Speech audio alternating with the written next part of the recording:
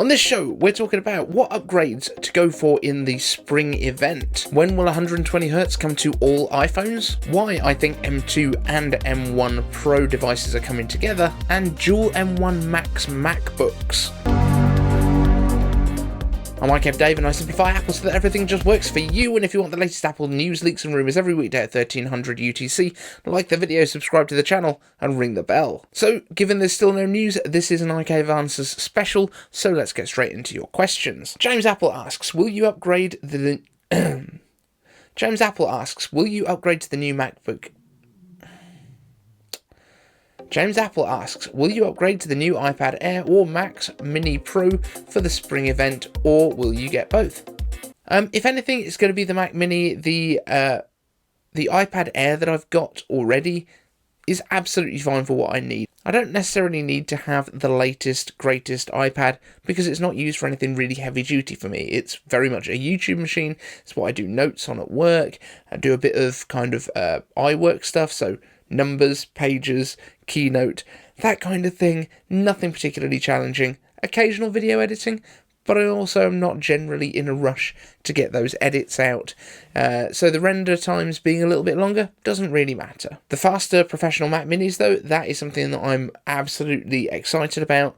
I've got the M1 here. It's the very base model. And I think I might go up a little tier, might go up when it arrives, if the budget's there at the time. Evan Rodgers asks, iCav Answers, with 120Hz display panels becoming a standard on basically every budget Android smartphone this year, how long will we have to wait until Apple puts 120Hz into the regular iPhone models? It's a great question. I can't see it happening this year, and the main reason for that is that I think Apple still needs to have that differentiation. That being said, the vast majority of the general public don't care.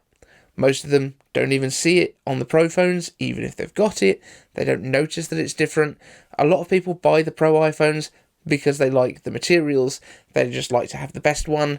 They're not that bothered, actually, in a lot of cases, about features like this. This is a very niche feature that actually only a few people will actively notice. Yes, it will probably feel a little bit better, but they won't realise why. They'll just know that it all kind of works, and that's all that people will worry about.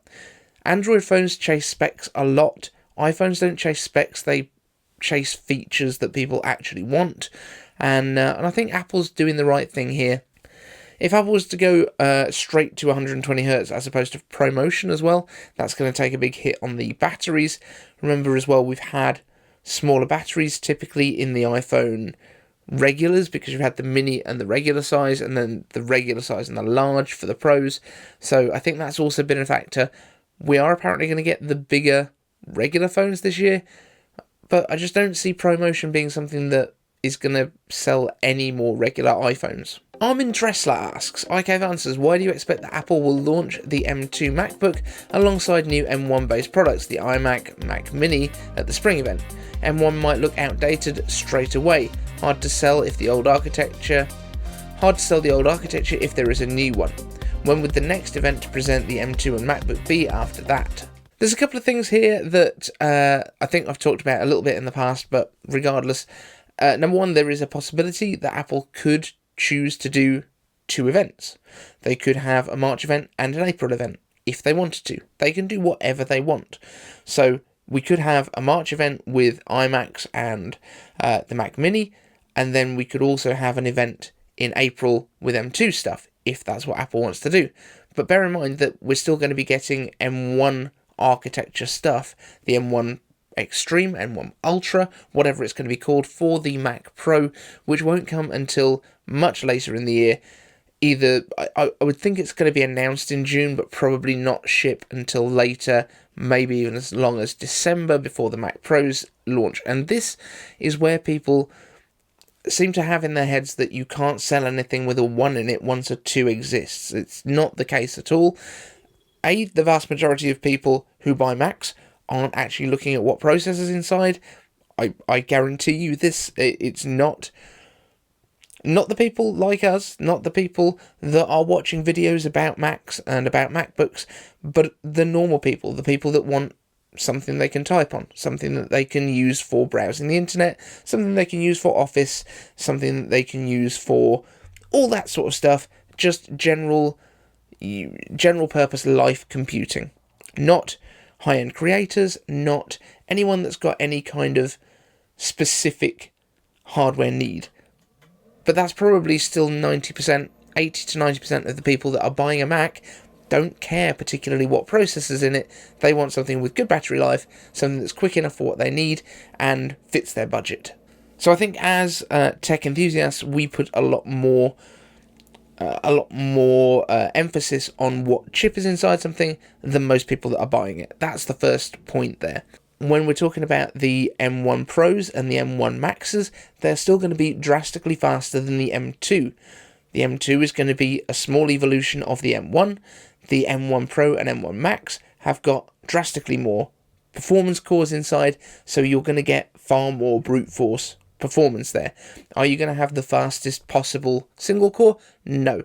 But did you with the Xeon Mac Pros? Even when they came out, they weren't faster than all of the other stuff that Apple made in single core performance. And for years, the iPhones have been faster than the Macs. That doesn't mean that people wouldn't buy a Mac because the iPhone had better single core performance. It's just not how it works. And the vast majority of people, even if they know what the latest chips are, aren't looking at Geekbench numbers, so they probably won't realise that. And it doesn't make any difference anyway.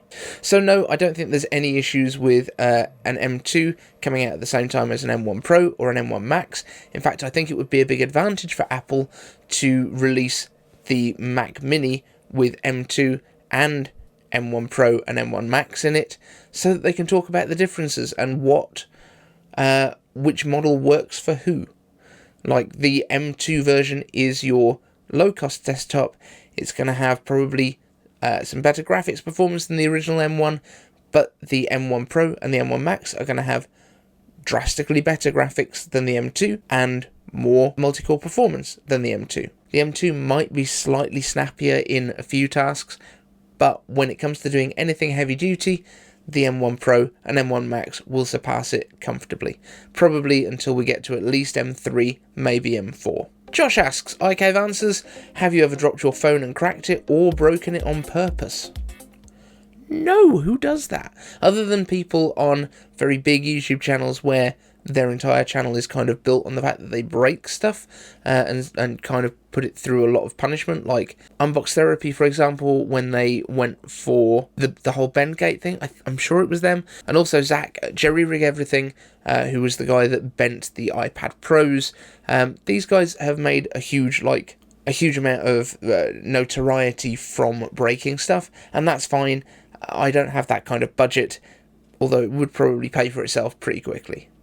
Although I think there's too many people out there that do it now. There's a lot of people doing drop tests, a lot of people doing how high can we drop our phones from before they break.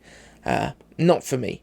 And Uncle Bert asks, iCave Answers, I know everyone keeps saying no, but hear me out. Do you think Apple would do an 18-inch MacBook Pro with two M1 Max chips in it, but only activate the second chip when plugged into external power to save the battery when mobile? It could be deactivated by a firmware and I'd be first in line for one. I know people keep saying that no one would carry a 17 to 18-inch computer around, but I did all the time using my SLR backpack and I hardly noticed it was there. I would carry it around any time I travelled. Just a thought. Now, here's the problem with 17 to 18-inch MacBook Pros. The 16-inch MacBook Pro has already got the biggest battery that you can put in a MacBook, or you can put in a laptop, or any other kind of device and be able to take it on an aeroplane. So I would say the market for an 18-inch MacBook Pro is going to be pretty high-end professionals, the kind of people that get flown out to do certain jobs, especially if it's photography or if it's videography or that kind of thing, and they would want to take their laptop with them. If they made the batteries any bigger than the 100 watt hours that the MacBook Pro 16-inch has got, pretty much, I think it's 99.6 or something like that, they won't be able to take it on a plane.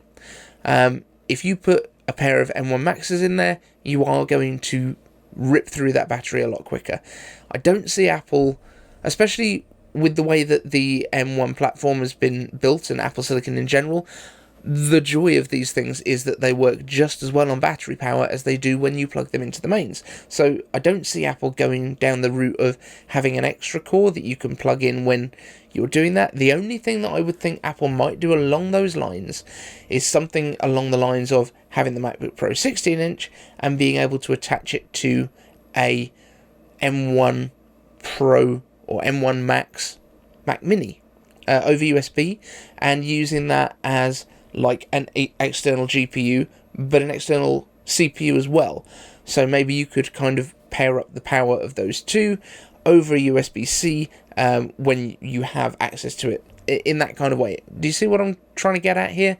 Because then you're not adding any battery. When you're not able to use it with the extra power, it's still as light as it was before.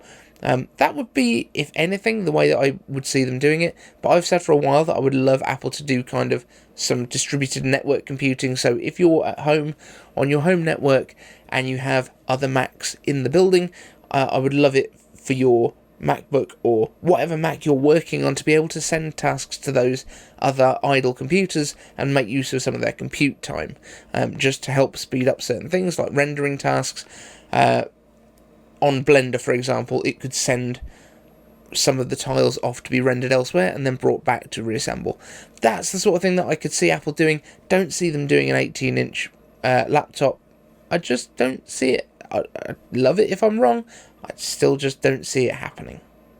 So that's it for this show, guys. Thank you so much for watching. Thanks to all the Patreons up there. You might have noticed I'm wearing the Cupertino stuff. It's arrived. I think it looks really cool. If you agree, iCaveDave.com/merch, and you can grab your own one. Thanks so much for watching. See you in the next one.